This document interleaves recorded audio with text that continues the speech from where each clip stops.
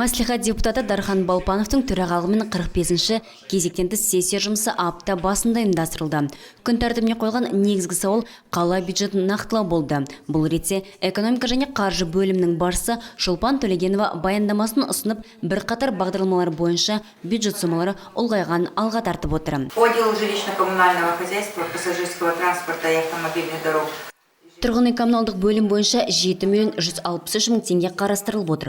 Оның ішінде бұрынғы кеден ғимаратының ағымдағы жөндеуіне, жер асты арналар жүйесін орнатуға және коммуналдық меншікке өткен екінші ықшам аудан 28-ші үйдің ағымдағы жөндеуіне қаражаттар нақтыланған. Сондай-ақ Қажымұқан алаңын жартылай қоршау үшін қосымша 5 миллионнан астам қаражаттар жіберіліп отыр, деді баяндамашы. Сессия жалғасында белгілі болғандай, көлік инфрақұрылымының басым жобаларын іске асыру бағдарлама шеңберінде қосымша 53 миллион теңге бөлініп, Степногорск өндірістік аймақ автомобиль жолдардың жөндеуіне жолданып отырған көрінеді. Осылайша мәлімдеген жауапты жүйе басшысы бюджет сомалары қайтарылған бағдарламаларда баян етті.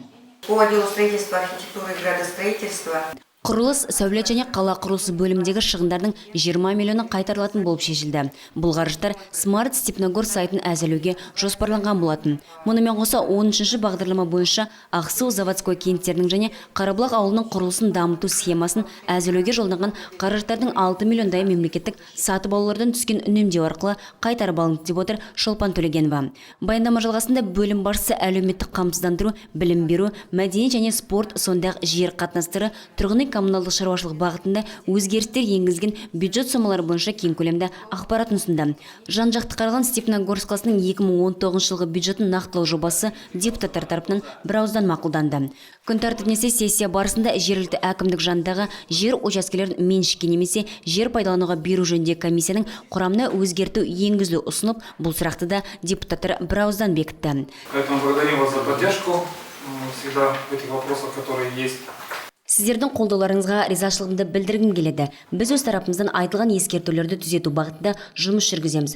Бұл жұмыстың сапалы атқаруына өз септігін тигізеді. Сол себепті қолдаулар мен атқарған еңбектерің үшін алғысымды білдіремін, деп мәлімдеген шаһар әкімі сессия жұмысын қорытындылады.